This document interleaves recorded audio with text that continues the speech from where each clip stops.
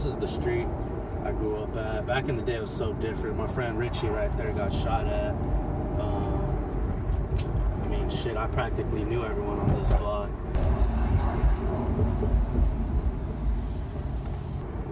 This is where LA Confidential was filmed at, right there to the right. But they knocked down that old house and rebuilt it. There's some dude, Keenan, who lived right here, who ended up hanging himself. Wow.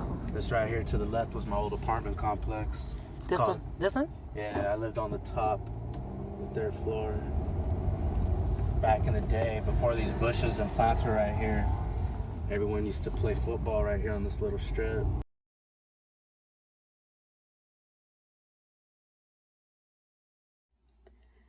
Echo Park has become a neighborhood marked by dizzying change. With Silver Lake reaching peak gentrification, the wave has moved eastward in search of new property in need of fresh horizontal wood fencing adorned with an ever-present stainless steel address. My name is Oliver Anderson, and I've lived in Echo Park pretty much on and off for 30 years. Growing up in Echo Park was always really special to me. It was my grandparents' house. They had bought a house on Grafton Street in the late 50s and still maintain it, and I have a lot of great special memories having my childhood there. I would say in the last 10 years there's probably been a lot of drastic changes in terms of gentrification, with everything, with family displacement, with different businesses, just the look and whole cultural aesthetic of the neighborhood. This past year alone, 2 record shops in Echo Park went out of business and were replaced with 2 different record shops. Yet another fancy barbershop is moving in near Echo Park Avenue. Pour-over coffee is practically currency. Anyone seeking one last look at the Echo Park of old had better move quick. So around the corner right here, where it says Echo Park Fashion, was this restaurant called Sunset Snack Shack.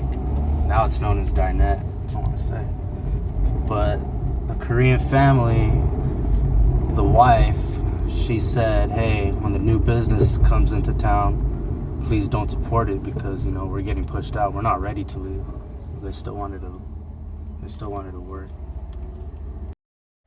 Like a lot of other longtime residents, many of them Latino, they're effectively being squeezed out of Echo Park, where apartments smaller than the home they live in are going for twice what they pay, and corner bodegas give way to $5 coffee shops. My friend got paid 10 grand for his family to move out. They ended up moving to Chinatown.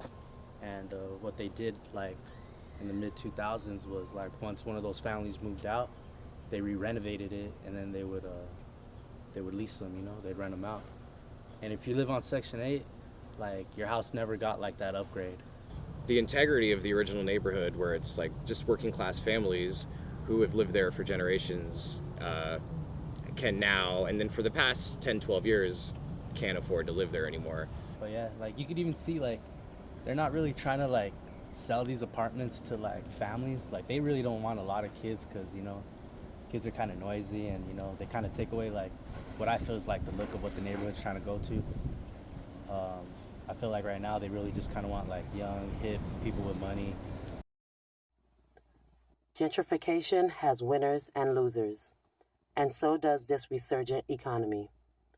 In fact, the improving economy is crushing longtime residents. While real estate goes up, their incomes don't, and they sink deeper into the ranks of the working poor.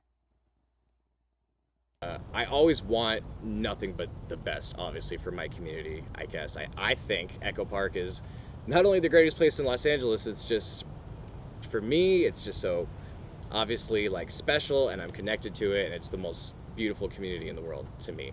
I am proud, you know, because I got, like, a lot of love for my neighborhood.